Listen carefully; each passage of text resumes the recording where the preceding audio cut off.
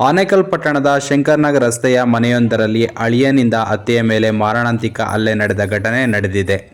ರುಕ್ಮಿಣಮ್ಮ ಗಾಯಾಳುವಾಗಿದ್ದು 3 ಜನ ಹೆಣ್ಣು ಮಕ್ಕಳು ತಾಯಿಯಾಗಿದ್ದು ಹಿರಿಯ ಮಗಳು ಗಂಡ ವೇಣುಗೋಪಾಲ್ ಹಲ್ಲೆ ನಡೆಸಿದ ಆರೋಪಿಯಾಗಿದ್ದಾನೆ. ಆನೇಕಲ್ ಖಾಸಗಿ ಶಾಲಾ ವಾಹನ ಚಾಲಕನಾಗಿ ಕೆಲಸ ಮಾಡುತ್ತಿದ್ದ ಮಚ್ಚಿನಿಂದ ಅತ್ತೆಯ ತಲೆಗೆ ಹೊಡೆದ ಪರಿಣಾಮ ರಕ್ತ ಗಾಯಗಳಿಂದ ನರಳುತ್ತಿದ್ದ ರುಕ್ಮಿಣಮ್ಮ ಆನೇಕಲ್ ಸಾರ್ವಜನಿಕ ಆಸ್ಪತ್ರೆಯಲ್ಲಿ ಪ್ರಥಮ ಚಿಕಿತ್ಸೆ ಕೊಡಿಸಿ ಹೆಚ್ಚಿನ ಚಿಕಿತ್ಸೆಗೆ ನಾರಾಯಣ ಹೃದಯಾಲಯ ಆಸ್ಪತ್ರೆಗೆ ರವಾನಿಸಲಾಗಿದೆ. ತಲೆಗೆ ಮಚ್ಚಿನಿಂದ ಹೊಡೆದ ಪರಿಣಾಮ 20ಕ್ಕೂ ಹೆಚ್ಚು ಕಡೆ ಏಟುಗಳಾಗಿದ್ದು 120ಕ್ಕೂ ಹೆಚ್ಚು ಹೊಲೆಗೆ ಬಿದ್ದಿದೆ. ಈ ಪ್ರಕರಣ ದಾಖಲಿಸಿದ ಆನೇಕಲ್ ಪೊಲೀಸರು ತನಿಖೆ ಮುಂದುವರಿಸಿದ್ದಾರೆ.